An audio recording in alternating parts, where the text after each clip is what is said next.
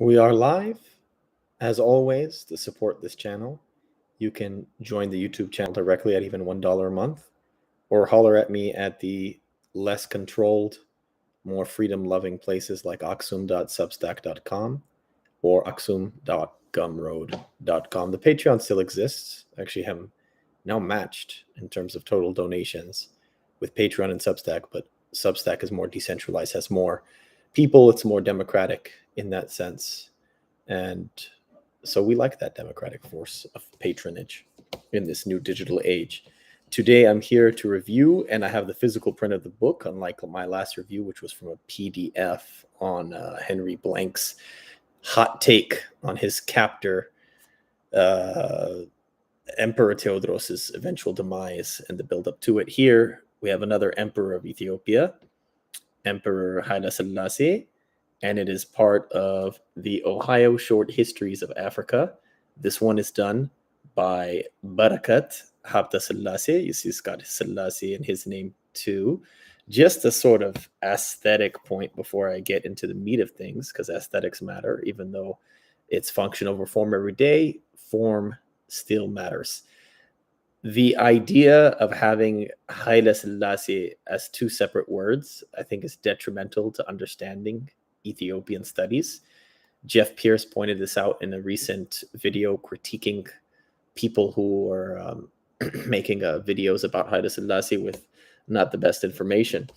And what it does is it treats these as two totally different words. Now, technically, they are different words, but they're compound. In Ge'ez reading, it's called Tanababi, which means they are read together. Haile Selassie. It's not like Haile and then Selassie. It's Haile Selassie. And the Haile is obviously the power of, and Selassie is the Trinity or the threeness of God. So together, it's the power of the Trinity. The other issue Jeff was pointing out is how people refer to him as simply Selassie, which is blasphemous. Obviously, if Rastafarians do it, we are not that surprised. But if random journalists and media people are doing it, that's something that they can improve on. Don't call him the Holy Trinity. Even though they don't use the word Qadist, it's implied there that it's referring to the Holy Trinity, Father, Son, and Holy Spirit. And so Haile Selassie makes it better. It's a classic baptismal name. My maternal grandfather, whose works I've been uncovering and adding to, his baptismal name was actually Haile Selassie as well. So it's a common baptismal name in Ethiopia, maybe more common after the emperor. I don't know. I'd love to see the statistics on the matter. Anyway, Barakat Haile Selassie is a very interesting person. I kind of know some people who know some people, so if I can get him on, I would love to get him on, but I'll do this in advance of that just in case, because I have no idea what that would be like. He's in his 90s now, living on the East Coast of America, so shout out to him for having that longevity. Always talk to elders if you can. Write down what they say or get an audio recording or a video recording. That's advice I got from Professor Haile Garima many moons ago, and it contributes, amongst many other things I've heard, to the many things that I do on this podcast and on aksum.substack.com and elsewhere. I've even done some live events where I've recorded elders. So always do that. You can get information from them, whether you agree with them or not. So let's talk about him very briefly. He is, and obviously I think the identities are political and polemical and whatever. Take it however you want to.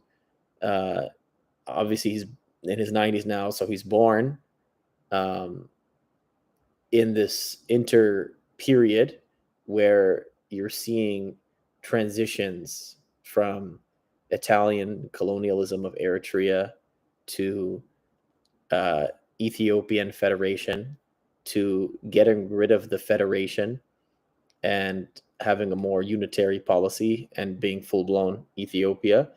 And he's of Eritrean background. I believe he marries a couple of Ethiopians, has some mixed, if you want to say, kids, serves at the highest levels of the Ethiopian government, including Attorney General and even Mayor of Harar. He said in an Amharic interview one time something that cracked me up: Shoah Sishir Bashumatno. When the Showans want to demote you or destroy you, they do so through appointments. It's a very it's an interesting comment on the culture of Ethiopia during the monarchy, that there was this indirect manner in which people would be punished that wouldn't be perceived as a punishment otherwise. I mean, how can you see being the mayor of a major city as a punishment? But it was, if you were the attorney general of the country, or if you were on the Supreme Court of the country. Later, he became an activist for Eritrea and was with them for quite a while until he had a falling out with the one ruler or leader who has been in charge since its modern inception as a nation state. And so he's in diaspora.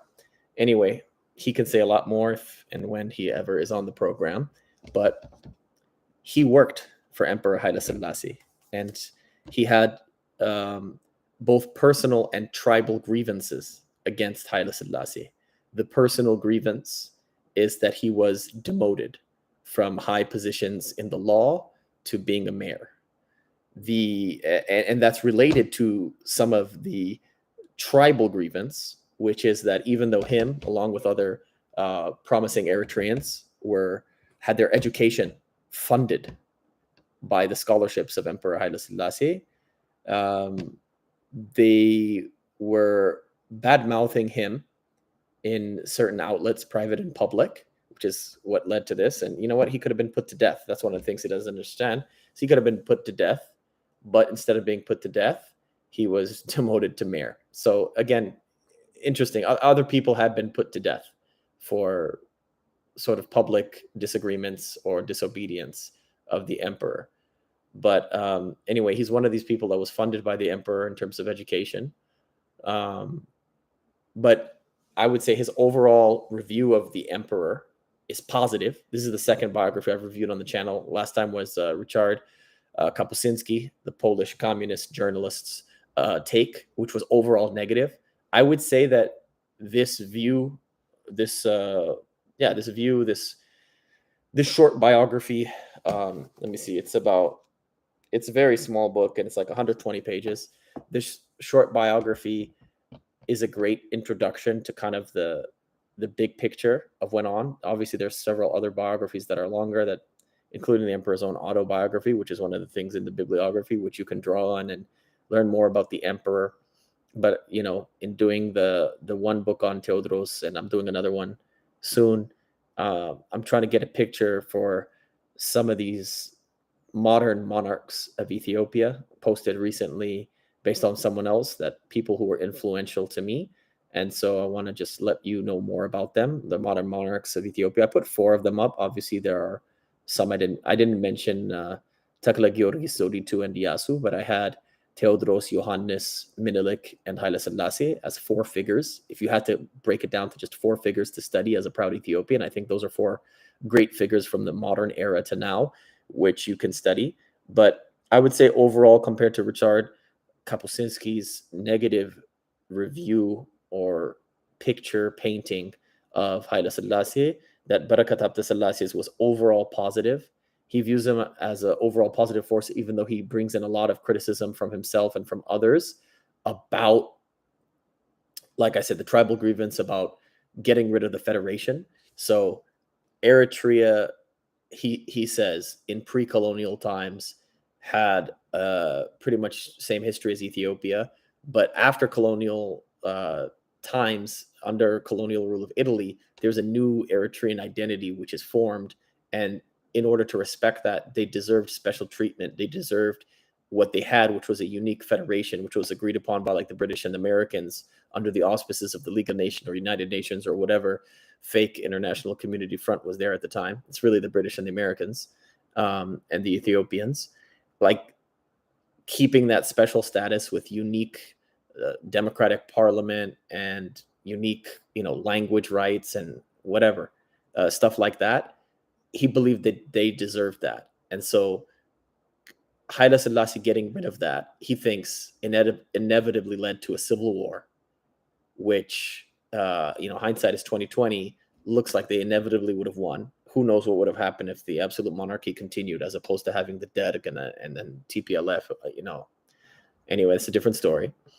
So that led to him and others speaking up against the emperor, led to his being demoted. So there's this, I don't know if it's Hegelian or the Whig theory of history that says that certain things in history must happen by necessity. So I think he views the absolute monarchy as something that had to go, that something that is incompatible with the 20th, let alone the 21st centuries. And so he viewed the move to constitutional monarchy slash democracy as necessary and wanted more and more power to be ceded away from the monarch and to the people to create something like Britain, where the monarchy was there in only name, there for theater alone, and the kind of people worked all of the major branches. Uh, the the people worked all the major branches of government in the bureaucracy that was created. So he views Haile Selassie negatively and critiques him mainly for being what he was, which was an absolute monarch, even if curtailed by his own constitutions from the 30s and the 50s. But he lauds him and he praises him for all of the modernization efforts that he did and taking away power from the traditional conservative aristocrats by blood and empowering many aristocrats by merit. So he goes into the book in great detail about education, about infrastructure, about so many areas of Ethiopia. Overall, I would recommend it. I think it was a bit critical. Like I said, that I think there were personal and tribal grievances he held against the emperor that without which he would have viewed the emperor in an even more positive light. Overall, way better than Kapuscinski's account. And so I recommend that you read Emperor Haile Selassie in the Ohio Short Histories of Africa by Barakat Habte Selassie and view all of the modernizing efforts that he did, standing upon the shoulders of his predecessors, especially Menelik, Johannes, and Theodros.